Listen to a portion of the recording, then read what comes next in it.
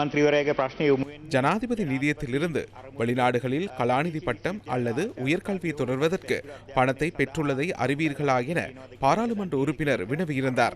ஜனாதிபதி நிதியத்தில் இருந்து ஜனாதிபதிகள், அமைச்சர்கள், பாராளுமன்ற உறுப்பினர்களின் பிள்ளைகள் அல்லது உறவினர்களுக்கு மற்றும் நெருக்கமானவர்களுக்கு 2005ஆம் ஆண்டின் பின்னர் நிதி வழங்கப்பட்டுள்ளதா என கேட்டிருந்தார்.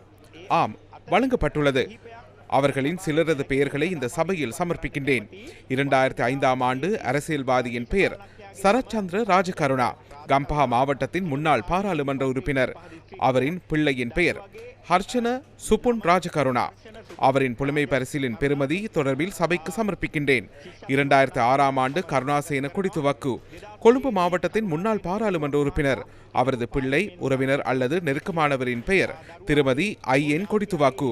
2006ஆம் ஆண்டு வி ராதாகிருஷ்ணன், தேசிய பட்டியல் முன்னாள் பாராளுமன்ற உறுப்பினர்.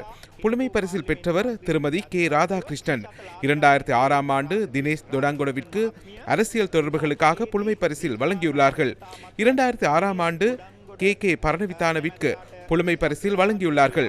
2005ஆம் ஆண்டு 77,435,476 ரூபாய் 61 சதத்தை வழங்கியுள்ளனர். 2006ஆம் ஆண்டு 65,19,897 ரூபாவை வழங்கியுள்ளனர். 2007ஆம் ஆண்டு 42 பேருக்கு 33,03,47,783 ரூபாவை வழங்கியுள்ளனர். 2008ஆம் ஆண்டு 18 பேருக்கு 11,55,250 ரூபாவை வழங்கியுள்ளனர். 2009ஆம் ஆண்டு 4 பேருக்கு 3,09,52,906 ரூபாவை வழங்கியுள்ளனர். 2010ஆம் ஆண்டு 3 பேருக்கு 3,04,00,000 ரூபாவை வழங்கியுள்ளனர். 2011ஆம் ஆண்டு 2 பேருக்கு 1,06,00,000 ரூபாய் வழங்கப்பட்டுள்ளது.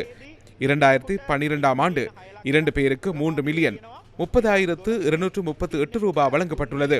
2014ஆம் ஆண்டு ஒருவருக்கு 7 லட்சம் ரூபாய் வழங்கப்பட்டுள்ளது.